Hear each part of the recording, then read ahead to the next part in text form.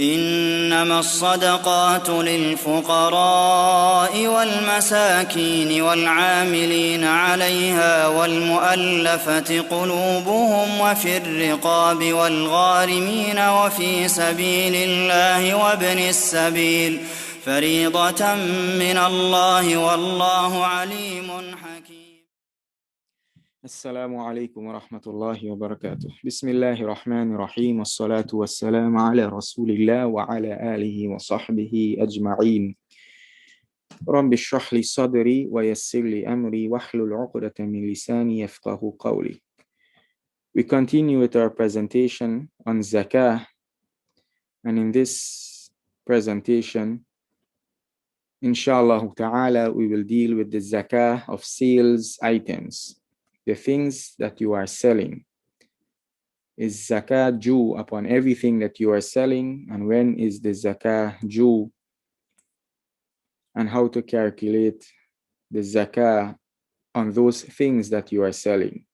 Now first, what are the conditions for obligation? Meaning the condition for the obligation of zakah upon the things that you are selling.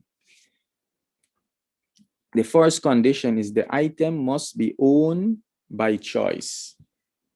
And this will exempt things like inheritance. Inheritance, when you inherit money from someone who passed away, you didn't have, that is without your choice. That money will pass on to you without your choice, because Allah subhanahu wa ta'ala, He's the one who distributes the inheritance. If you want to give it away after that, that's a different story.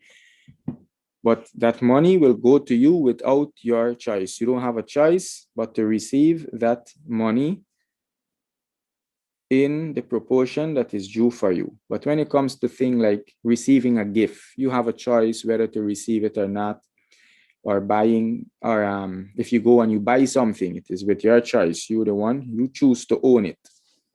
So the item, the first thing, the item must be owned by choice. The second thing, the second condition, the item must be owned with the intention of trade. The item must be owned with the intention of trade.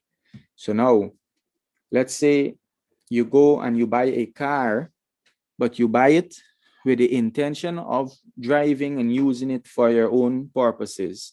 You buy it for the intention of working taxi, for example. You buy it for the intention of your own moving around, going on trips, whatsoever. You buy it, you did not buy it for the intention of trade. The intention of trade meaning you buy it for the intention of selling it to make a profit. So that's the second condition. You have to own it by choice. And the second thing, when the item is owned, it must be owned with the intention of trade. When you own this choice, somebody give you a gift, so you receive it, and your intention of receiving it is to sell it and to make money. You buy a car, your intention is to sell it back and make money, to make a profit. So there's a second condition. The third condition, which is general for all wealth, the gold, the silver that we did before, and the money, the value of the item must reach nisab. And as we said, the nisab of sale items is the same as the nisab of gold. As we said, gold, money, and sale items, they are one. They are one type. They are all considered money. They are all considered gold. And the fourth condition, the items must be in possession for a year. So these two is similar to what preceded, because it is sale items, as we said, it takes the same ruling of money or the same ruling of gold.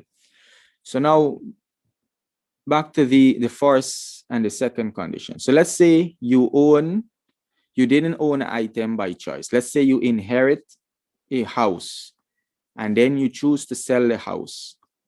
Or at the time of inheritance, you choose to sell the house.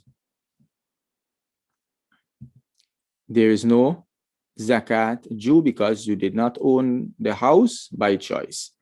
Now, these conditions, they are the conditions based on the view of the majority of the scholars, including the four madhab, the four madhahib, the Hanafiya, the Shafi'iyya, the Malikiyya, and the Hanabila. All four of the madhahib, the main view of those four madhahib is that these are the conditions for paying zakat on sales item. The item must be owned by choice, and the item must be owned by the intention with the intention of trade. These two views, especially, they are the views of the majority of the scholars, including all four of the madhahib, the main view of the four madhahib. Within the madhab, you might find difference of opinion, but the main view of the four madhahib, the Hanafis and the Shafi'is and the Malikis and the Hanabila, that is their view that these are the condition for zakat being obligatory on sales items. With regards to the value of the item reaching the nisab, that is this is, and the value, the item must be in possession for a year. This preceded with regards to your general wealth of gold and silver and so.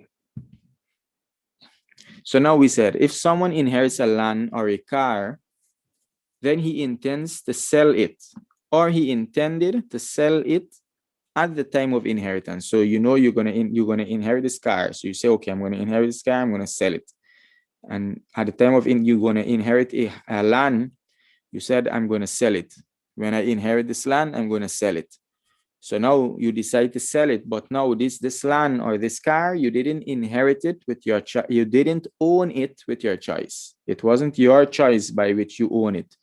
So there is no zakah due upon that land or that car. Now, when you sell it and the money you receive, that money now will be subjected to zakah if it reaches the nisab and remains for a year. So for you sell the land for $1 million. You sell the car that you inherit for $60,000. Now that money, now you have to make a note of the time you receive that money, the time.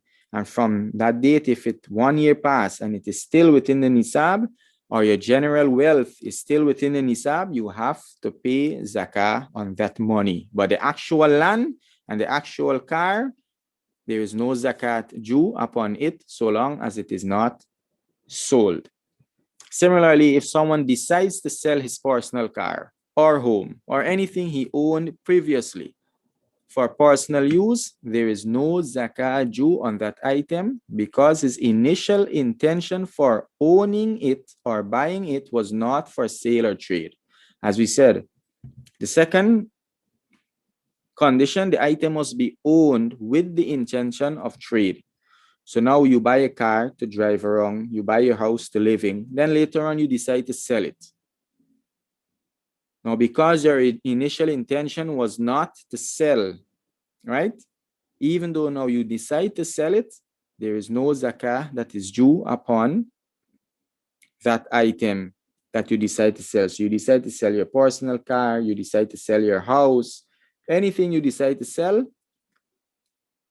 you don't have to pay any zakat on that item until you sell it and you receive the money. Then that money will be subjected to zakat so long as your wealth has the nisab and that money remained with you for a period of a year. You have to pay zakat on the money, but the item, for as being a sale item, there is no zakah due on that item. So the sales item, no, the nisab and the amount due. As we mentioned many times, sale items are considered general wealth. They're considered money. It takes the same ruling as money, which takes the same ruling as gold. Therefore, it takes the ruling of money regarding zakah in calculating the nisab and the amount due. Also, when calculating the zakah of sales item, it is added to whatever monetary wealth a person has along with gold to determine the nisab and amount due. Remember we said when determining the nisab, you have to look at all of your wealth of the same type. And we said gold, money, and sales items, and money, gold, and sales item, they are of the same type. They take the same ruling.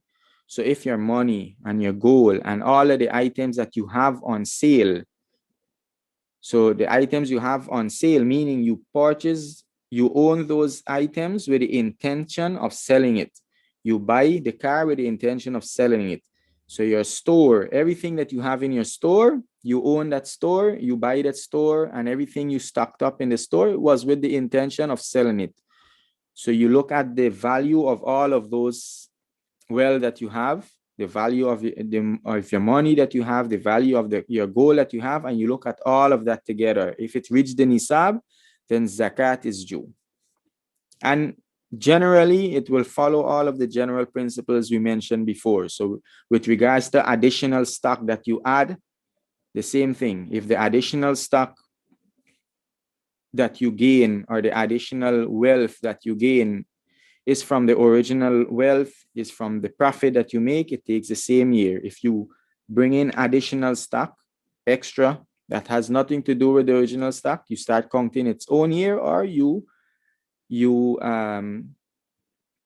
the zakat of everything at the first year count that you have, to make it easy upon yourself. And we will mention back some of the things that we previously mentioned in the context of sale items. So let's say someone is selling bikes worth $2,000. Right? So now what is meant by zakat is due on the sale item? Meaning, so let's say you're selling bikes, for example, right? Zakat is due on the bike, meaning, let's say that bike remain in your store. You didn't sell it for 1 year, right? Let's say you're selling bikes alone. Let's say you don't have any other wealth and you're selling bikes alone. And the worth of those bikes you have equivalent to, let's say, $100,000. And those bikes, they remain with you. Let's say none of them get sold. None of them get sold. But those bikes, they're on sale and they remain with you for 1 year. Zakat, you have to pay zakat on the worth of those bikes. Because those bikes, they are there for sale, so they're considered your wealth. They're like, you have, that's your money there. Now, if you don't have money to sell, if you don't have money to give the equivalent and so on, we will get into those issues, inshallah. So now back to our example. So if someone is selling bikes worth $2,000 and he has, along with the bikes, $1,000 cash and also gold worth $2,750, 50 grams of gold, right?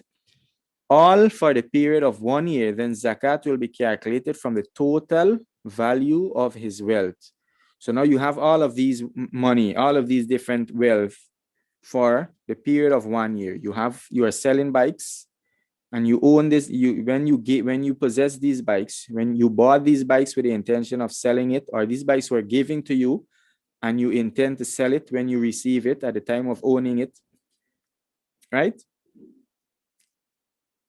And you have also $1,000 cash and you have some gold. You have about 50 grams of gold worth $2,750. And we said, now to determine whether or not you have the nisab, you have to look at all of these wealth. The total sum of these wealth equal to 5,750. Therefore, you have the nisab. So in other words, the zakat due at the end of the year, when the year is over, the Hijri year is over, the zakat due 5,750 divided by 40 equal to 143.75. This is what you're going to take. Out of all the money, the 750 worth of wealth that you have, you just have to give 143.75 to the poor. Now, let's say now, okay, let's say you're selling bikes worth $2,000 and you have these bikes and it's Muharram, for example, and the only thing you have is these bikes. You don't have any cash, you don't have any gold, right? Which is most likely not the case. Most people, they have cash with them. But let's just say, just for the benefit of understanding. So you have these bikes, $2,000 worth of bikes you're selling. maybe $2,000, maybe that's the only 2 bikes you're selling, depends, or 2 or 4 bikes, depends on how cheap is the bike.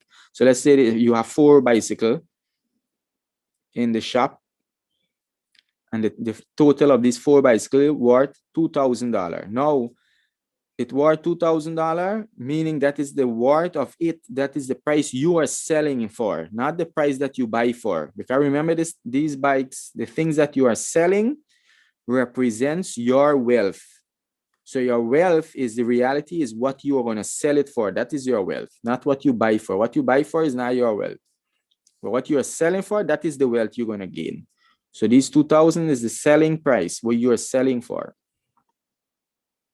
Right? So in Muharram, you only have these bikes, $2,000 worth of bikes. And then in Safar, so now in Muharram, now so far you don't have a nisab. 2,000, you don't have a nisab. There's no zakah due upon your bikes.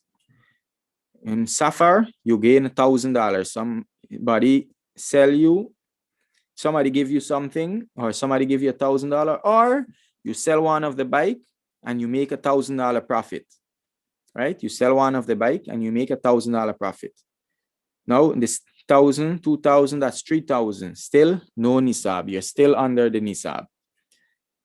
Then later on, let's say in Muharram, in Sha'ban, someone give you a gift of 50 grams of gold.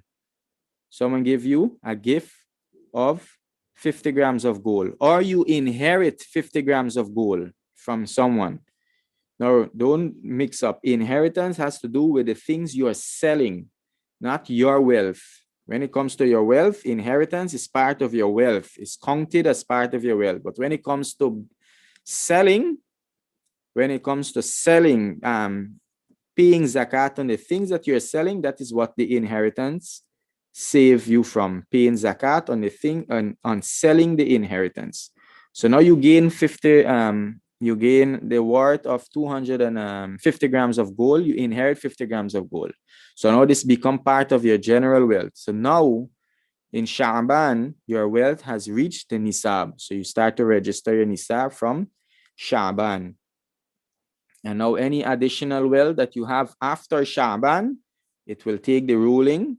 You will go back all the ruling of what we dealt with additional wealth. If the additional wealth is if the additional wealth is from the profits of their bike, then you will pay the additional wealth along with the zakat you pay with the zakat when you pay for the zakat of your general wealth in Sha'ban.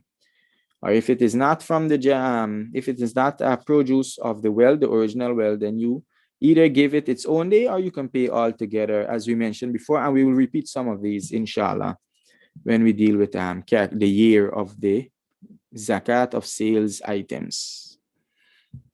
Okay, so determining the year.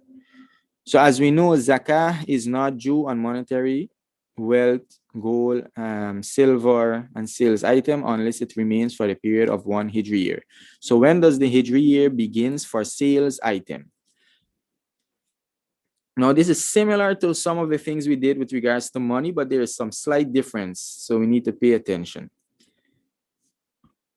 Case 1. If the sales items were purchased from one's wealth using money or gold, and that wealth had reached the nisab, then the sales items year continues from the original year of the money used to purchase it.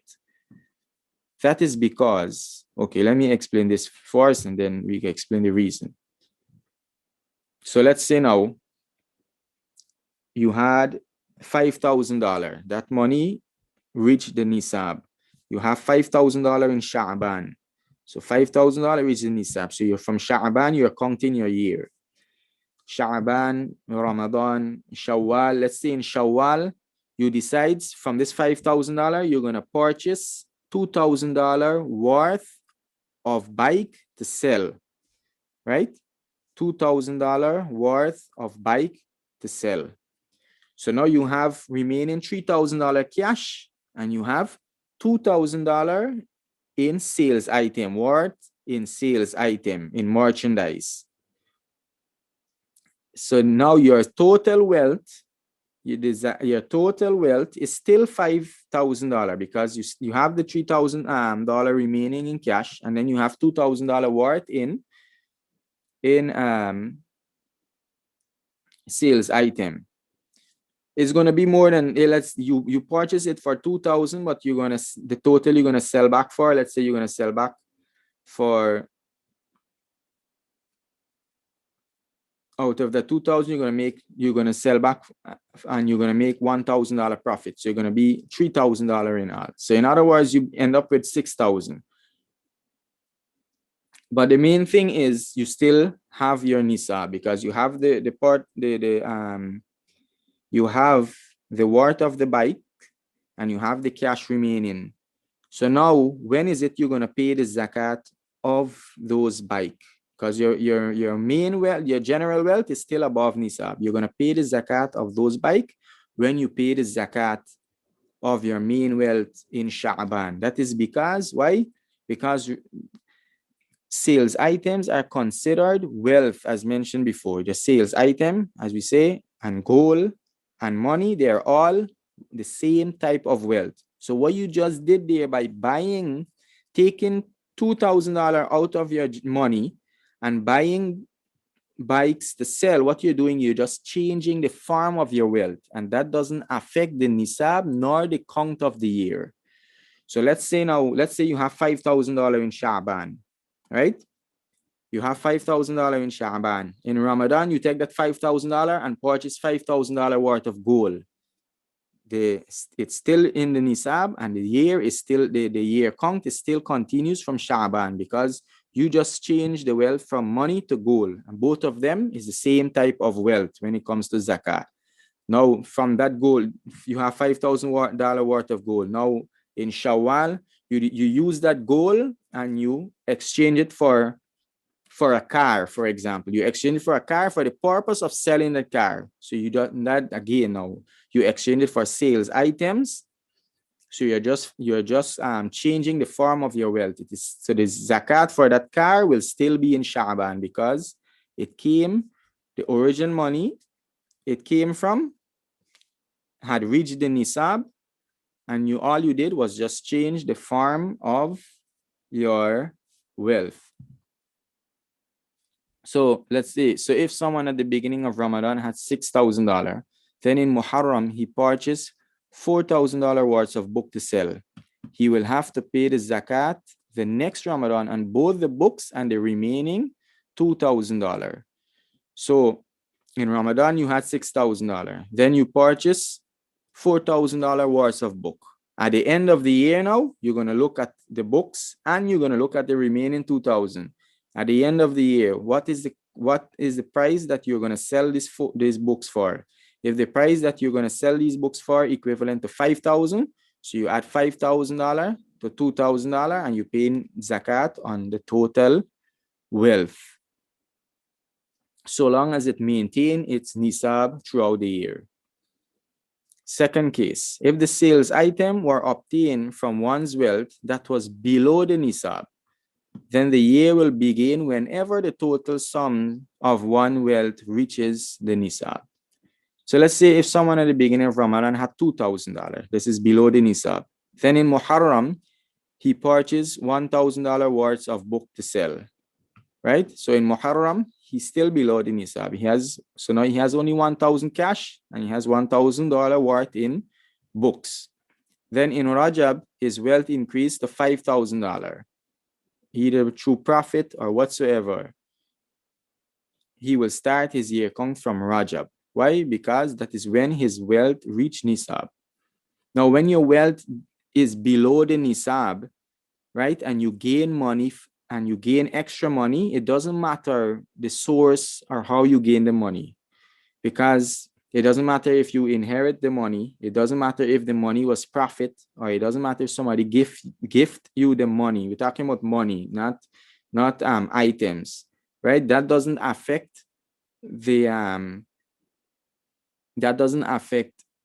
anything, because you didn't have nisab in the first place, and there was no year count at the first place. So that wealth will just make you reach the nisab and make you begin your year count. Now, when you already have a year count and other wealth start to come in, that is where the issue is whether or not to use the same year or give each wealth its own year. And in summary, if you just use the same year, you will be safe anyhow you do it. So now let's take another case or another example.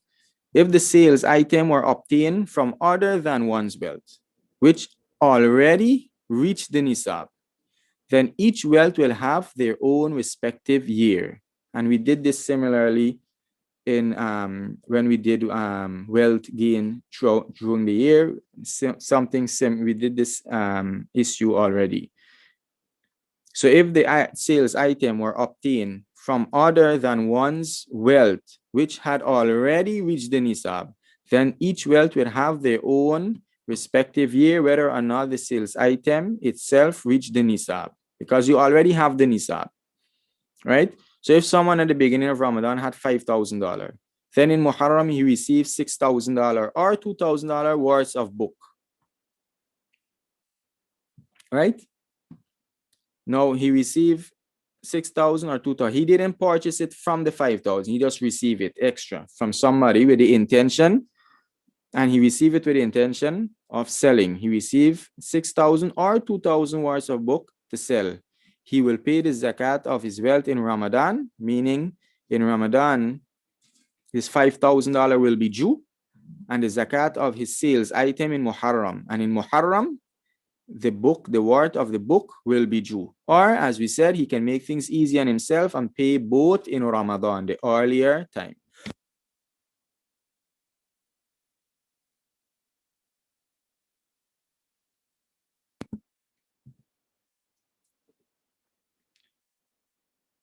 Another example or another scenario, if the sales item were obtained from other than one's wealth, which had not reached the nisab, but if combined with the sales item, it reaches the nisab, then the year will begin for both wealth at this time of obtaining the sales item, because that is the time when your total wealth reaches the nisab.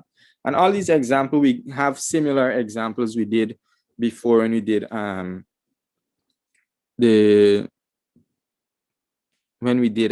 gold and silver and money. So if after combining the wealth, it is still below the nisab, then whenever it reaches the nisab, the year will begin. So let's say if the sales item were obtained from other than one's wealth, which had not reached the nisab. So if someone at the beginning of Ramadan had $2,000, $2,000, then in Muharram he received $3,000 or $5,000 worth of book. Now this here will cause his wealth $3,000 plus the 2,000, his wealth reached the nisab. $5,000 here. Now know that this $5,000 is the nisab. It reached nisab. This $5,000 by itself reached nisab. But now this is in Muharram, is when this $5,000 is entering your wealth, is entering your possession.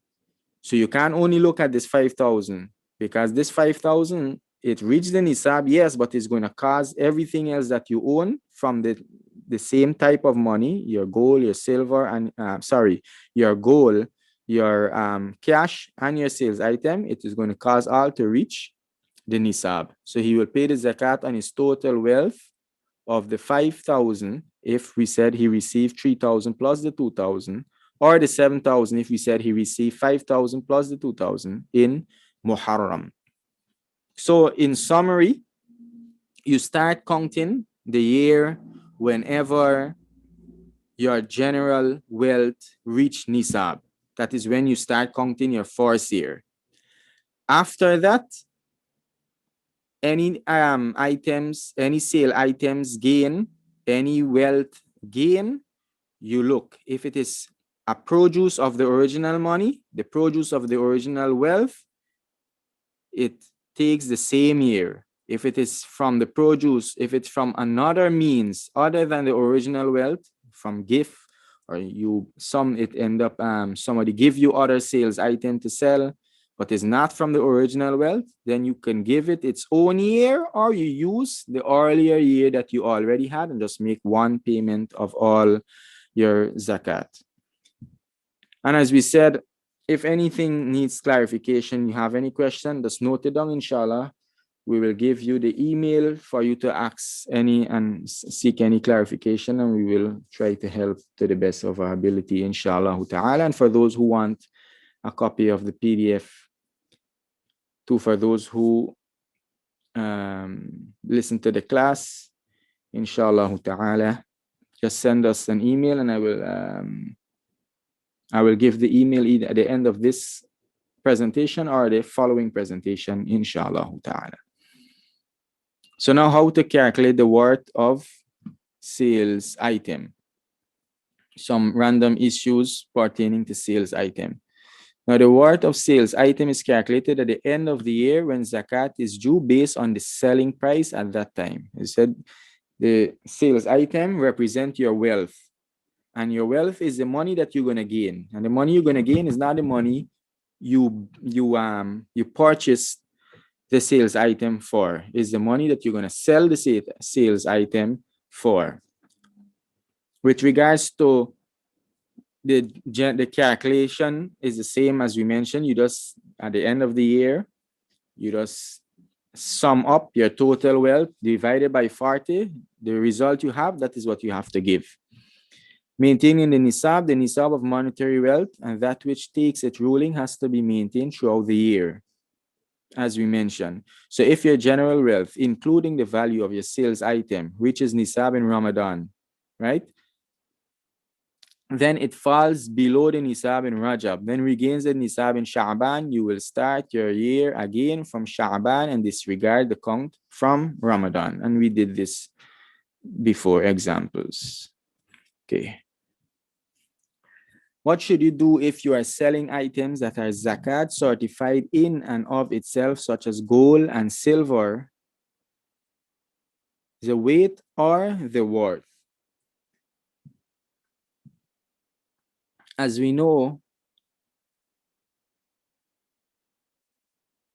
gold and silver, they are zakat certified items in and of itself. So if it happened that you are selling these items, should you consider the weight or should you consider the price that you are selling for? So for example, gold, as we know, 85 grams of gold. Let's say you're selling a gold necklace that weighs 85 grams. That's got to be a reasonable big necklace, right? So now, based on the weight, 85 grams, and the price of gold is using 55 grams, $55 per gram is going to give you 4,675, which is the nisab that we are using. But most likely, when you are selling gold in the form of a necklace, for example, it's going to worth, the price that you are selling for is going to be more than the price.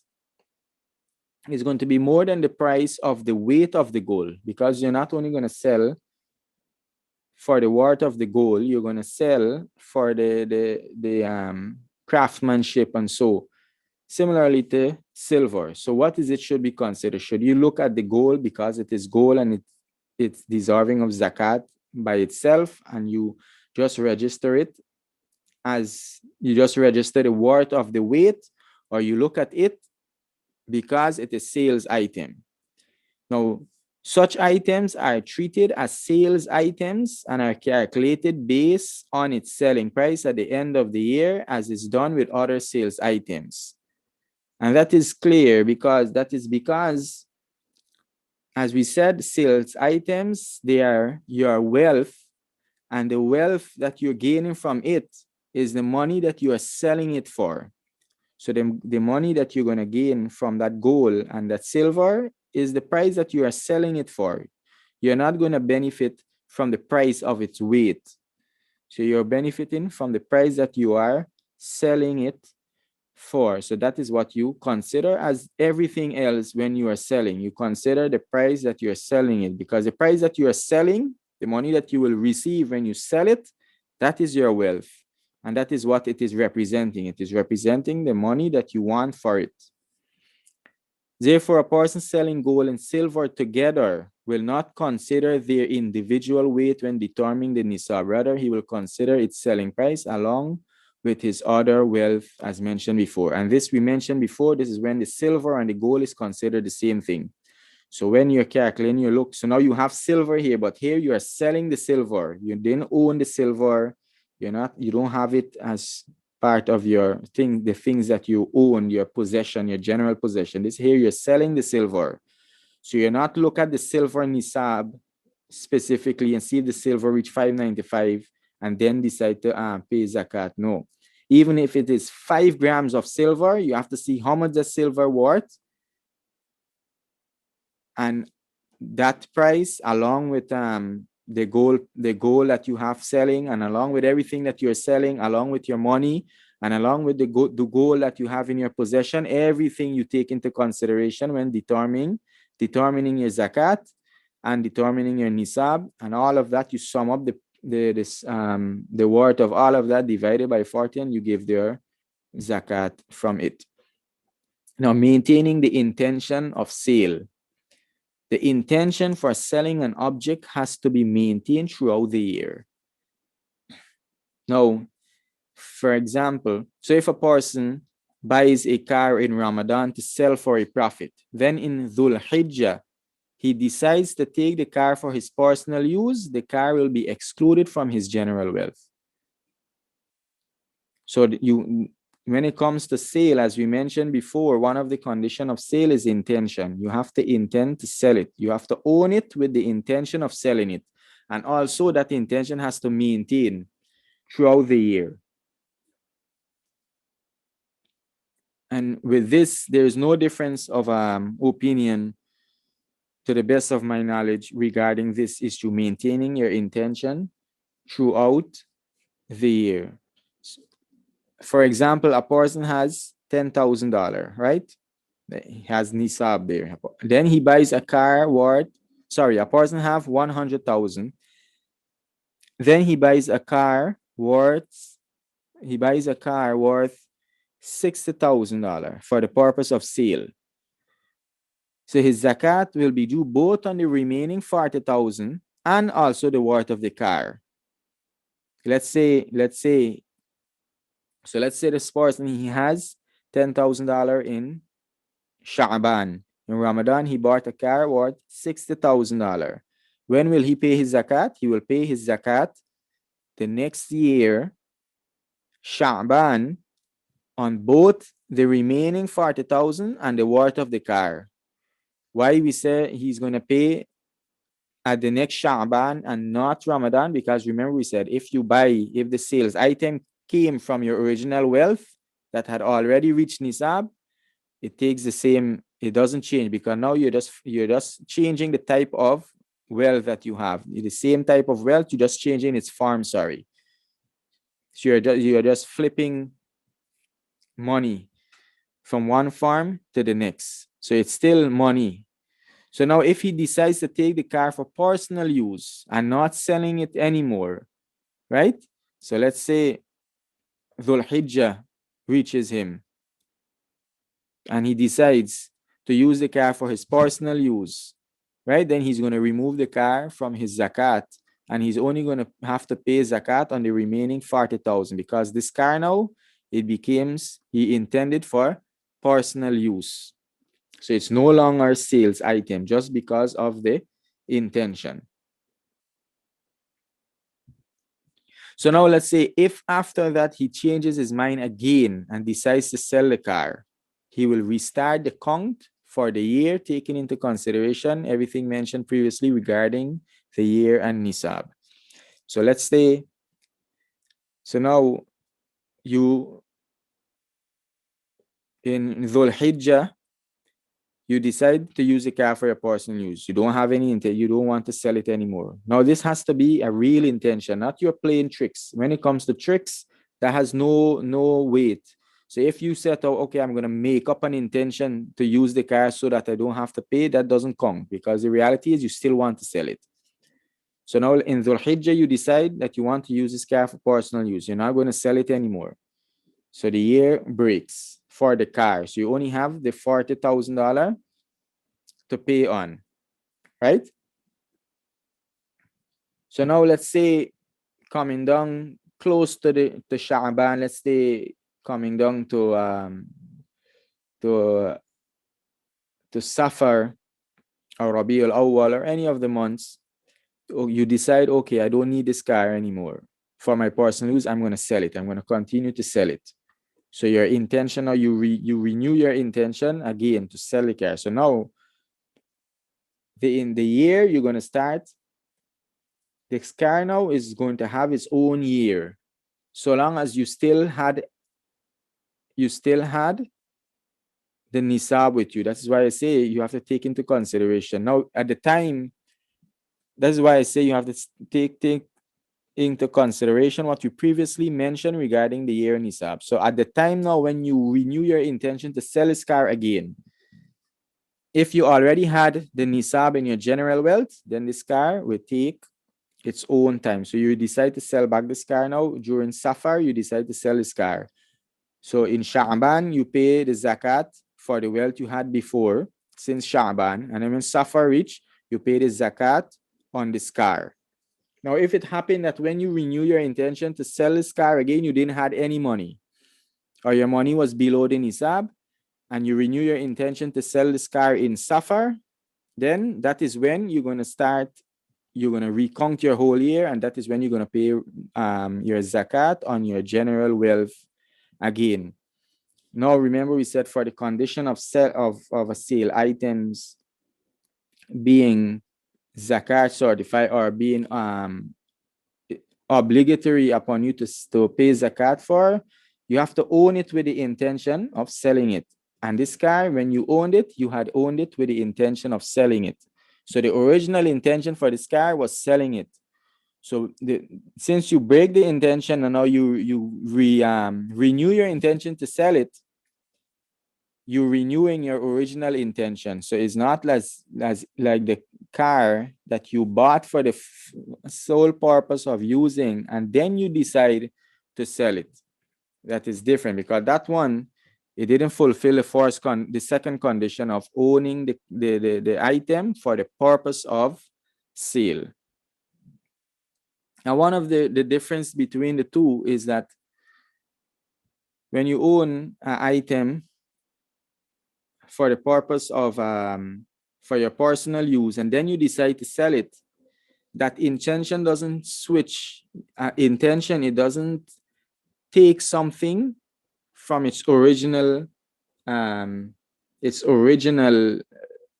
state. Intention doesn't move something from its original state just because of intention. For example, let's say someone is home, he's not traveling, right? And then he make the intention to travel. So now, just by making the intention to travel, the rulings of traveling doesn't apply to him until he travels. But if someone is traveling and he makes the intention to reside, then automatically right away the rulings of residence apply to him, because being in the state of residence, that is the original state of a person. The original state is not that you are traveling. Paying zakat from sales item. No, so okay, let's say you're selling clothes or you're selling shoes. Can I pay the zakat from the clothes? Can I take the clothes and give it? Or can I take the shoes and give it as zakat? Is it permissible to pay zakat from the actual sales item if it will benefit the recipient receiving the zakat? This here is supposed to be it is, not is it. It is permissible to pay zakat from the actual sales item if it will benefit the recipient receiving the zakat. If not, then its value is paid in cash. So that's here it has to be it is permissible. So for example, you are selling, someone who is selling goods, for example.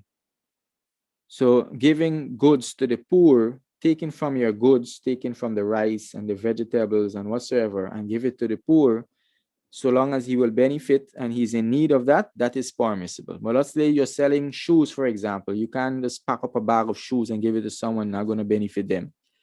Unless the person, the poor man, he tell you he's in need of the shoes or something, that's different.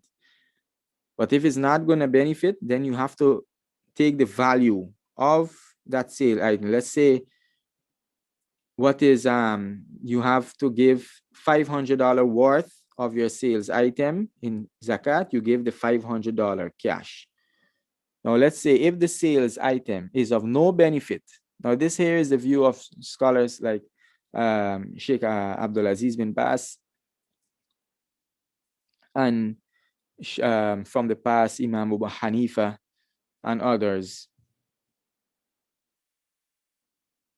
Also, it is one of the view of Imam Shafi'i and so. So if the sales item is of no benefit to the recipient and the owner has no extra money to pay the zakat from, right? And that maybe the entire year, like in this time, many people, maybe they have their stores, a lot of sales items. There is no sales, no one is buying, everything is shut down. So now they have this zakat is due, but there is no cash to pay the worth of it in. So what is it he do? He keeps a record of his zakat due for each year he was unable to pay, and then he pay as soon as it is possible. So you keep a record of your zakat, and as soon as the zakat is possible to pay, you pay it. As soon as you receive enough cash, extra cash over your needs, you have your cash to pay for your bills, to pay for your light bills, to buy food for your family, and then you have extra cash over your needs, you pay what is due for you with regards to your zakat as soon as possible. And this is as Allah subhanahu wa ta'ala, he says, Fattaqullaha mastata'tum, fear Allah to the best of your ability. Now, what is considered sales items? Now, this is different than the condition of sales items. Now, what is considered sale item? Meaning, what are the things that you are going to analyze and value in order to give the zakah? Everything that is sold, including the raw materials from which the items being sold are made from. So everything that you are selling, they are the things that are sales, considered sale items. They are the thing that you're going to analyze and see their value. And including that is the raw materials. So let's say you are selling bread. So you're going to see the price of your bread, and also all the flour and the sugar and everything. You're going to see the price, because that is what you're using to sell. That is what you're using to make the thing that you are selling. And this will exclude tables and shelves used for display, and fridges used for storage, and items such as gift or incentives. You have things in the shop that you're giving out as gift, or things if people buy a certain amount of thing. You have these things, they are not being sold, period. If someone buy a certain amount of things, you give them as an incentive or something, all of those it will exclude, because those things are not being sold. They are not sales item. The actual price of the shop, the price of the shop, are the money that you're paying to rent the shop, all of those are excluded because they are not the things that are being sold. Should the items be calculated based on wholesale or retail price? The items should be calculated based on how they are sold. So if they are sold by both now, so if you sell the items, everything you are selling by wholesale price, you calculate it based on wholesale price. If you're selling it based on retail price, you calculate it based on retail price. If they are sold by both wholesale and retail, then you should estimate it based on what is sold by each or what's more prevalent? So let's say, you know, for sure 50% is sold wholesale, 50% is sold retail, or 30% is sold wholesale and 30% is, and 70%, sorry, is retail. So you calculate it based on that. Or most of it is wholesale, and maybe 1-2 you sell retail, you're just going to use wholesale price. Or most of it is retail, but 1 or 2 is wholesale, you're just going to use retail price. So if there's a fixed amount percentage that is sold by each, you use that. But if one is prevalent over the other, you use the one that is prevalent. Wallahu alam. Zakat is not due on items or place being rented, rather on the money collected from the rent, if it fulfills the condition of zakah. So now, for example, you own a house and you're renting the upstairs. Now you don't have to calculate the worth of the room that you're renting and pay zakat. Rather, the zakat is paid on the money you collect. Every month you collect the rent from the tenant. That money is zakat is paid upon that money, taking into consideration all of the conditions of zakat. If the money reaches the nisab, or if the money is added to your wealth and your wealth already have the nisab, it's treated as money. The money is what you look at. Don't look at the actual place or house or apartment that you are renting. Someone bought a house or anything to sell but has to fix it. Right? So you buy a house to sell. The intention of buying this house is to sell it, but you need to renovate the house, fix certain things in the house before you sell it. So long as his intention is for sales, then zakat is due on the item, even if he has to renovate or fix it. And zakat is paid for every year, including the years it took to renovate. So let's say you buy a house today with the intention of selling it, and you start renovating it today and fixing it, and all the way to next year, then is when you finish, you have to pay zakat for that whole entire year that you took to fix it, because it was sale item. That is your intent. You bought it with the intention of selling it. If the wealth or the business is owned by multiple individuals, how is zakat calculated? Right? So 3 of you, for example, to put money together to buy a car for the purpose of selling it. Or 3 of you own a business or anything. But let's use a car for a simple example. So 3 of you, you put money together and you bought a car for the purpose of selling it. Now, with regards to the zakah of the car, you look at the price that you're going to sell that car for now, and the share everyone is going to collect. You're going to distribute the share to everyone. So if you're selling the car for 90,000 and everyone is going to get 30,000, then everyone takes into consideration that 30,000. That is his share, and that is the wealth that he's taken into consideration. So he takes that into consideration with regards to his general wealth when paying the nisab. So firstly, the nisab is considered by looking at the individual shares, and zakat is due upon whose share reaches the nisab, taking into consideration the other conditions of nisab. So let's say 3 persons buy a car and they are selling this car for $90,000, right? And they don't have any other wealth. They're selling this car for $90,000 and they don't have any other wealth. Then each one of them will just have to pay zakat on the 30,000 if the car remains for a year. Now let's say the 3 persons buy something cheaper than that. Let's say 5 persons come together and they bought a motorbike and they're selling it back for $5,000. $5,000 by itself reached the nisab, but each one of them in reality is only getting 1,000. So let's say they don't have any other wealth. There is no zakat for them to pay because their share is below the nisab. So we'll take a break, a pause on this, inshallah ta'ala, and in our next presentation, which will be very short, we will cover who can be given zakah and some issues pertaining to that, and that will be the final presentation pertaining to zakah, inshallah ta'ala.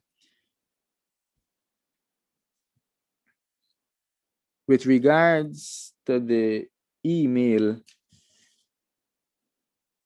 you can send the email at question for classes. The email is questionforclasses@gmail.com. Questionforclasses@gmail. Just spell everything together. Questionforclasses@gmail.com. And you can send your question to that email, inshallah, or send your request for the PDF, inshallah ta'ala. هذا وصلى الله على نبينا محمد وسلم. والسلام عليكم ورحمة الله وبركاته.